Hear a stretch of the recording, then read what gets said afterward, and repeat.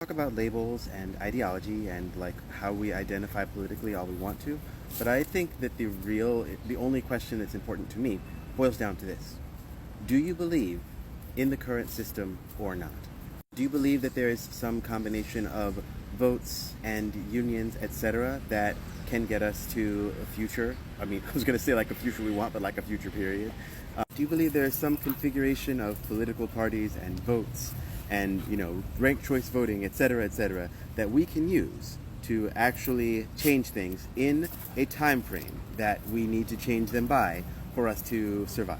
Because the people who are really on the other side, and like I do believe that there are sides, I think they're like different than than people make them out to be, but like I think there are people who just want to be on top and ride this thing until the wheels fall off and like take out as many people as they can they don't like before it all goes down. I mean, and that sort of maps unfortunately to evangelicals and Christians that believe they're going to be rapture vacuumed up into heaven. And like it or not, those are the people who are really the enemy because they don't care what happens on this planet.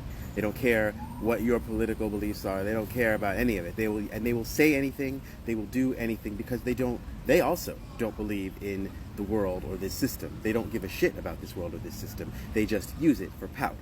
And then unfortunately, you have people who believe in the current system, that believe like, okay, well, things aren't that good now, but like if we vote harder and we get the right people in office, we can change things, and then we can pass legislation and we can get things to be better. And I think a lot of people really believe that is true, and I mean, they're delusional because it's like manifestly not true, and it's definitely not true in the time that we have. But like at least they believe it. Unfortunately, they're helping the people who are just trying to destroy everything using the same methods and machinations of the current system. As I may have said before, the way that I'm thinking a lot about the world these days is that we're in a constant battle between what exists currently and needs to be dealt with in order for people to survive and not suffer, and what must be done in order to change things so that we can long term get by, right? The difference between survival programs. Survival programs basically are anything that's just keeping us alive now and harm reduction, and an actual push towards the future, which is what we really need in the end.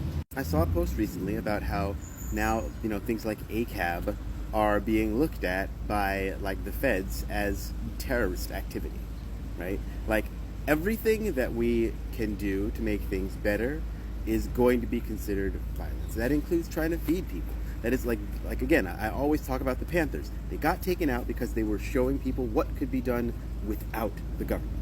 And to me, what that indicates is that that's going to be our only answer. There is no answer through the current structures. And I feel like that is an oblivion that people really are loath to look into, especially if they have a little bit of comfort, but even if they don't, right? It's like the idea that we're staring down the barrel of like just not knowing what to do, that's the scariest thing. And I think that that's the hurdle that we need to make internally in order to actually have, any hope. It's like having a nihilistic phase is, to me, a great way to get to an eventual understanding of the connection of everything and like, dismantling everything in order to put it back together in a way that actually makes sense, right? Rather than just accepting what has been handed to you. And I know I'm rambling a little bit, but bear with me. This is why when people talk about unions and about the very important work that unions are doing right now, I support it as strongly as one possibly can from like not being in a union, right? But like also I acknowledge, which some people don't, that even with 100% union participation, unless the goal of those unions is to acquire worker control of all of the institutions that the unions are working with, it's just another way for us to communicate with capitalism, not overthrow it. And if we don't overthrow it, what are we doing? And it's not an impossible dream. It's not like capitalism is not inevitable. It is not human nature. It is the way that people with power have kept that power. And they control us in any number of 100 ways. I mean, there's religion, there's advertising, there's, the family structure is also part of the routine. It's just all different ways that they have captured our minds. I mean, I even think sex negativity is a way that people who otherwise have their heads in the right place got. And to me, it is hopeful to say, yes, we are staring at oblivion. Yes, we are staring at the necessity to unwrite everything that we know. And there is the uncertainty of what will come after it. But the only certainty that there is none of them are good. We're certainly going to have lots more problems due to climate change. We're certainly experiencing a rise of fascism. We're certainly experiencing like a collapsing economy in America, and that's going to have worldwide effects. So ask yourself, do you actually think this system is salvageable? And if so, how? Literally. Think about it practically.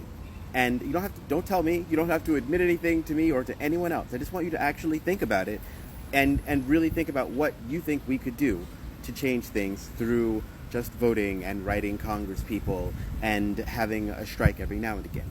And when you are making those calculations, I want you to also consider that the entrenched power and the sidelong power, which is like, evangelical Christians and things like the National Prayer Breakfast, right? Ways that people are actually taking control of all the institutions or have already taken control of all the institutions, right? Think about how your plan will stack up against the work that they're doing and how fast they're doing and how far ahead of us they are. If I believed there was no hope, I would not bother. I would not waste my time. I'm literally at work right now in a business that I created. Like, I'm literally a person who started their own business. So, like, according to the way that you're supposed to do things, like, I get how you're supposed to do things, and I have played the game, and that is why I fight so hard against it. Because people shouldn't have to do as much as I have done in order just to survive. We must truly, genuinely, and ardently begin to fight if there is any hope for us all. I believe in it, and I believe in us, and what else can we do but fight? And I mean really fight. I don't mean like, just vote harder. And I know I'm giving voting like a lot of shit these days, but like, I'm doing it far enough away from voting that maybe, just maybe, y'all won't be so up in your feelings that you might actually hear me when I say these things. I think hope very rarely just looks like love and light. I think in reality it looks like I love you and let's get to work.